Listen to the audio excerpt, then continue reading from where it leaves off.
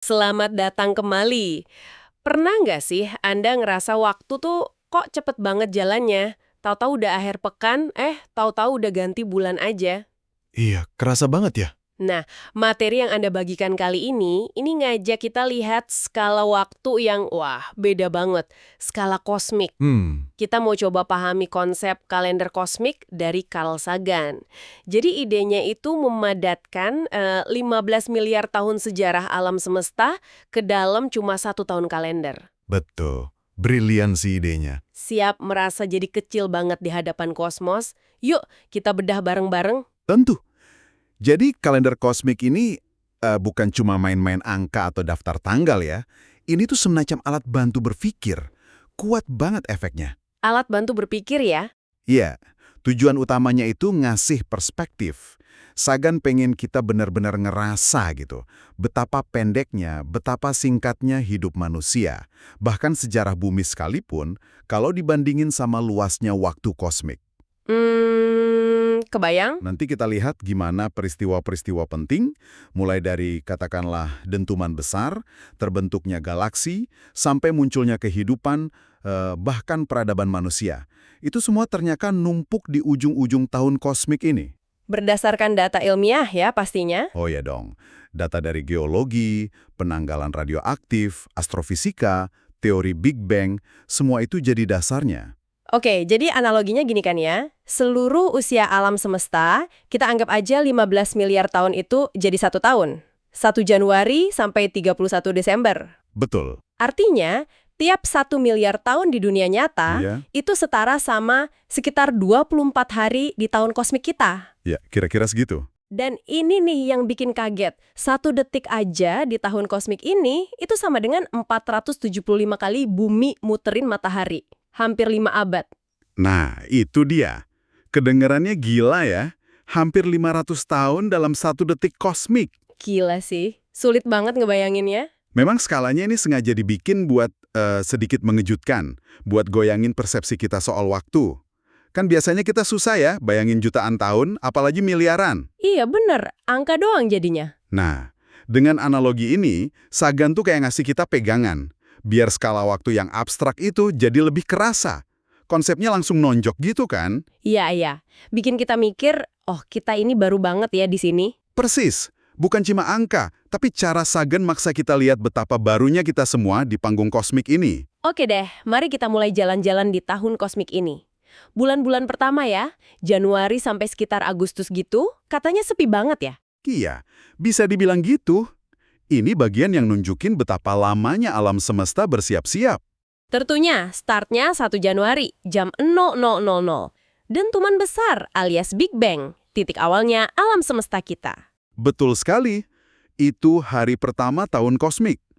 Dan setelah itu, wah, butuh waktu kosmik yang panjang banget buat hal-hal dasar terjadi. Contohnya apa tuh?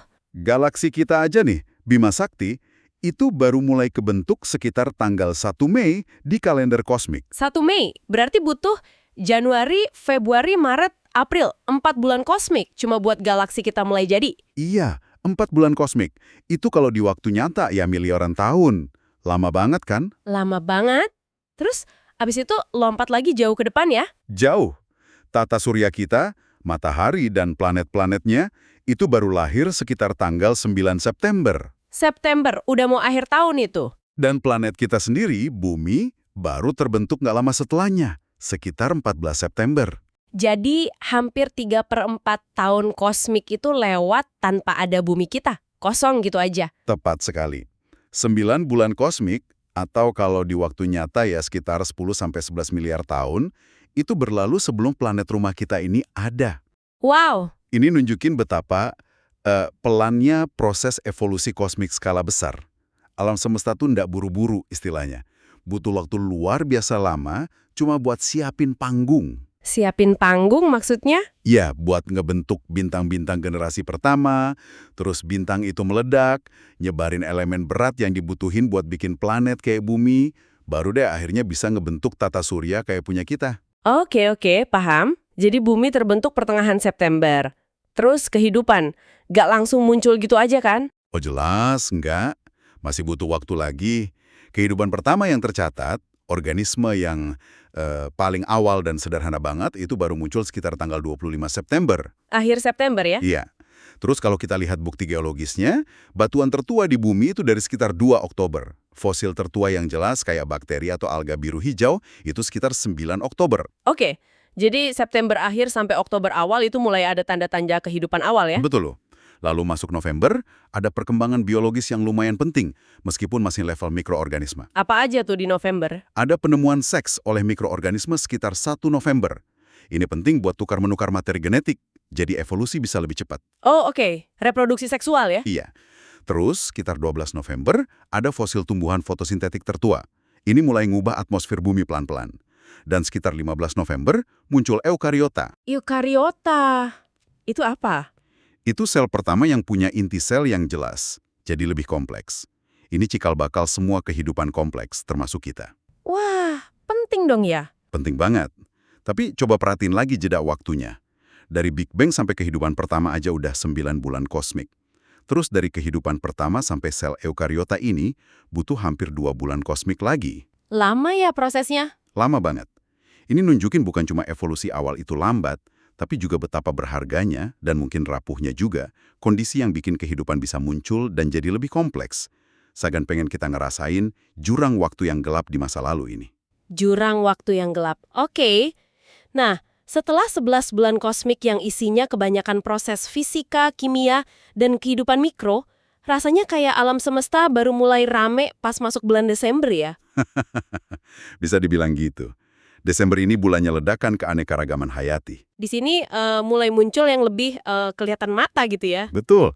Meskipun kutipan yang Anda punya nggak rinci tanggal per tanggal di Desember ya, tapi periode ini mencakup munculnya bentuk kehidupan yang lebih besar dan kompleks. Ada cacing pertama, terus hewan bertulang belakang, vertebrata pertama, Oh ya? terus tumbuhan mulai naik ke darat, serangga pertama muncul, habis itu amfibi, reptil, mamalia awal, terus burung. Pokoknya ini periode percepatan evolusi kehidupan makroskopik yang gila-gilaan. Dan yang ini nih yang sering bikin kaget, dinosaurus. Idola anak-anak. Kapan mereka muncul di kalender ini? Nah, ini dia. Dinosaurus itu baru muncul sekitar malam Natal, tanggal 24 Desember. Serius? Malam Natal, makhluk raksasa yang katanya nguasain bumi ratusan juta tahun itu baru ada di penghujung tahun kosmik. Iya, baru di tanggal 24 Desember. Dan tumbuhan berbunga. Yang penting banget buat ekosistem kita sekarang, buat pertanian juga. Kapan tuh? Lebih baru lagi. Lebih baru lagi, sekitar tanggal 28 Desember. Wah, gila sih. Jadi, ikon-ikon kehidupan bumi yang kita kenal itu ternyata pendatang baru banget ya di tahun kosmik ini. Banget, sebagian besar tahun kosmik itu isinya ya proses fisika dasar, pembentukan galaksi dan bintang, terus kehidupan mikroskopis awal yang nggak kelihatan mata. Oke, ini makin menarik. Sekarang kita masuk ke bagian yang paling padat dan mungkin yang paling bikin kita merasa kecil. Hari terakhir tahun kosmik, tanggal 31 Desember. Nah, ini puncaknya. Disinilah sejarah manusia terjadi kan? Kapan tepatnya kita muncul? Nenek moyang kita bareng sama kera ya, primata awal kayak Prokonsul atau Ramapithecus yang disebut Sagan itu baru muncul sekitar jam 1:30 siang, 13.30. Di tanggal 31 Desember. Siang hari. Iya, udah lewat tengah hari di hari terakhir tahun kosmik. Ya, udah lewat tengah hari. Lalu manusia beneran, genus Homo. Kapan tuh nongolnya? Nah, ini yang lebih bikin kaget lagi. Manusia pertama yang udah bisa dibilang manusia lah, kayak Homo habilis atau Homo erectus, itu baru muncul sekitar jam 22.30 malam. 10:30 malam di hari terakhir tahun kosmik. Betul. 10:30 malam. Spesies kita sendiri, Homo sapiens, yang munculnya lebih belakangan lagi. Mungkin sekitar jam 11.50 malam gitu. Ya ampun, baru jam 10:30 malam. Berarti seluruh sejarah evolusi manusia, dari kera sampai jadi Homo sapiens, itu terjadinya cuma dalam beberapa jam terakhir di hari terakhir tahun kosmik. Kurang lebih begitu. Gila kan kompresinya? Luar biasa sih. Nah, setelah itu perkembangannya kerasa cepet banget ya dalam skala ini. Sekitar jam 11 malam, 23.00, penggunaan alat batu udah luas. Iya. Terus jam 23.46, manusia Peking, itu salah satu contoh Homo erectus, udah mulai pakai api secara terkendali. Penting banget tuh api. Banget. Terus jam 23.56, zaman es terbaru dimulai.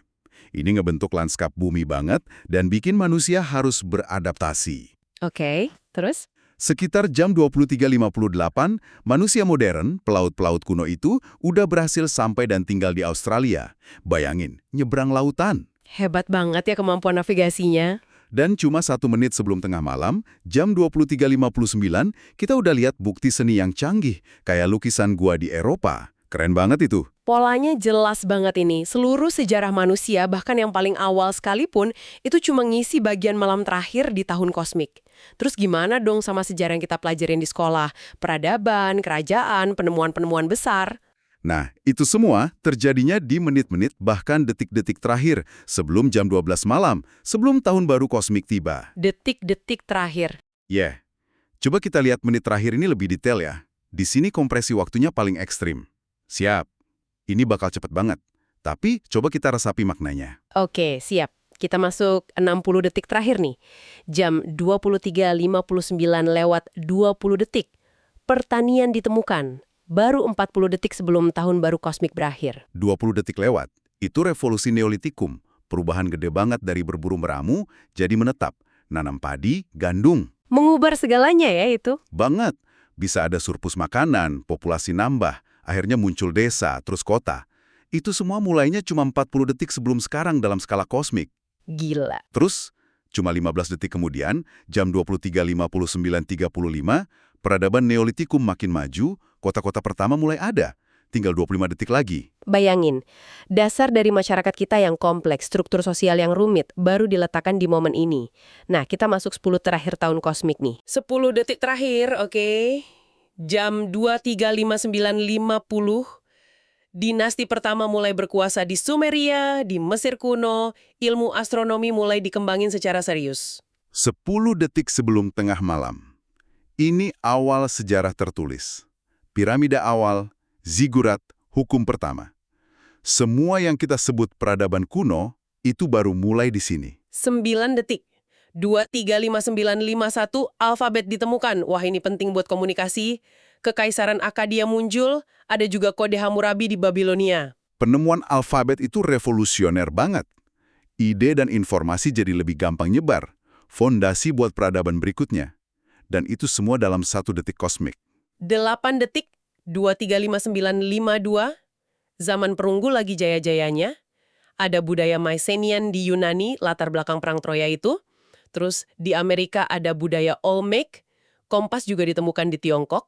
Teknologi logam maju, dagang makin luas, peradaban di mana-mana berkembang. Masih dalam detik yang sama. Gila ya. 7 detik, 235953, zaman besi dimulai. Teknologi baru lagi, lebih kuat, lebih nyebar. Ada kekaisaran Assyria yang buat, kerajaan Israel terbentuk, kota Kartago didiriin di Afrika Utara. Lagi-lagi, perubahan teknologi gede, kekuatan politik baru muncul, cuma dalam sekejap mata kosmik. 6 detik, 235954. Ini periode penting di banyak tempat. Ada India era Asoka yang nyebarin Buddhisme. Dinasti Qin nyatuin Tiongkok, mulai bangun tembok besar. Athena lagi jaya-jayanya sama Pericles, Sang Buddha juga hidup di era ini. Masa pencerahan filsafat, kekuasaan besar terkonsolidasi di mana-mana. Semua numpuk di 1 detik kosmik ini. 5 detik lagi, 235955. Dasar matematika dan sains barat diletakkan. Geometri Euclid, fisika Archimedes, model alam semesta Ptolemaic, kekaisaran Romawi bangkit jadi kekuatan utama. Kelahiran Kristus juga di detik ini. 5 detik kosmik sebelum sekarang itu mencakup seluruh kebangkitan dan sebagian besar kejayaan Romawi plus dasar sains klasik dan agama besar dunia. Skalanya benar-benar bikin wow. 4 detik, 235956. Angka 0 dan sistem desimal ditemukan di India. Revolusi matematika itu. Di Eropa, Romawi Barat runtuh. Penaklukan Muslim dimulai, menyebar cepat banget. Pergeseran kekuatan global yang masif, penemuan konsep fundamental, lagi-lagi cuma dalam 1 detik. 3 detik, 235957. Peradaban Maya lagi di puncak klasiknya di Amerika Tengah.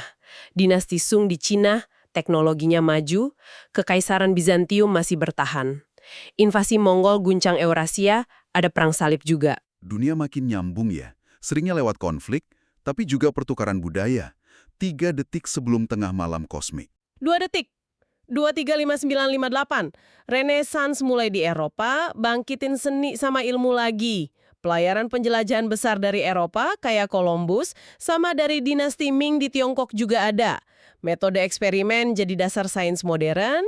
Ini awal dari era modern kita. Globalisasi, revolusi ilmiah, semua dimulai cuma 2 detik kosmik sebelum sekarang. Dan akhirnya, detik terakhir, jam 23.5959 sampai pas tengah malam, terjadi ledakan perkembangan sains dan teknologi. Budaya global makin nyambung. Tapi di detik yang sama ini juga, manusia nemuin cara buat hancurin dirinya sendiri ya kan? Senjata nuklir. iya, itu dia. Di sisi lain, kita mulai jelajah luar angkasa pakai wahana antariksa, mulai cari-cari kecerdasan di luar bumi, terus, tahun baru kosmik. Luar biasa kan?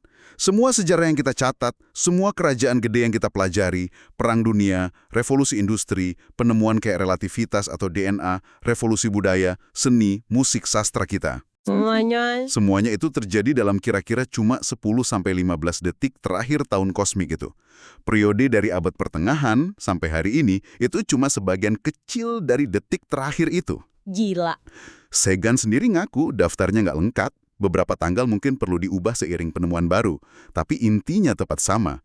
Kompresi waktu sejarah manusia dan peradaban itu ekstrim banget. Persis kayak kata Sagan di kutipannya itu ya, nyusun kalender ini tak pelak lagi merendahkan hati.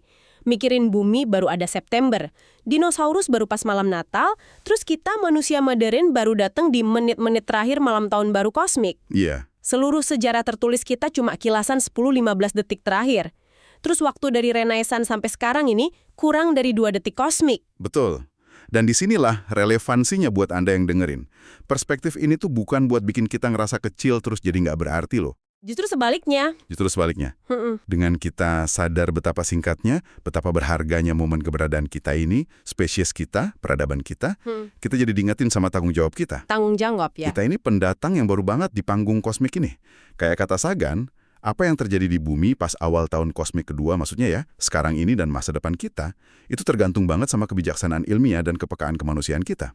Kita yang pegang kendali detik-detik pertama di tahun kosmik berikutnya ini. Jadi itu tadi ya perjalanan kilat kita melintasi kalender kosmik Carl Sagan. Cara yang kuat banget buat ngebayangin 15 miliar tahun sejarah alam semesta dan nemuin tempat kita di dalamnya. Benar-benar konsep yang bikin kita mikir ulang soal waktu dan keberadaan kita. Makasih udah berbagi materi sekeren ini buat kita telusuri bareng. Iya, sama-sama. Kalender ini nunjukin secara dramatis betapa langka dan singkatnya jendela kesadaran dan peradaban kita di tengah lautan waktu kosmik yang luas banget ini. Bener banget. Mungkin ya, daripada kita merasa kerdil, skala waktu yang dahsyat ini justru harusnya bikin kita termotivasi buat lebih menghargai dan lebih bertanggung jawab atas detik kosmik yang kita tempatin sekarang ini. Kita ini penjaga momen ini kan? Itu pertanyaan reflektif yang bagus banget buat dibawa pulang.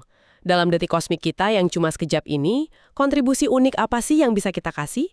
Warisan apa yang pengen kita tinggalin pas kita melangkah ke awal tahun kosmik kedua ini? Nah, itu dia. Pertanyaan buat direnungkan. Sampai jumpa di pembahasan mendalam kita berikutnya ya.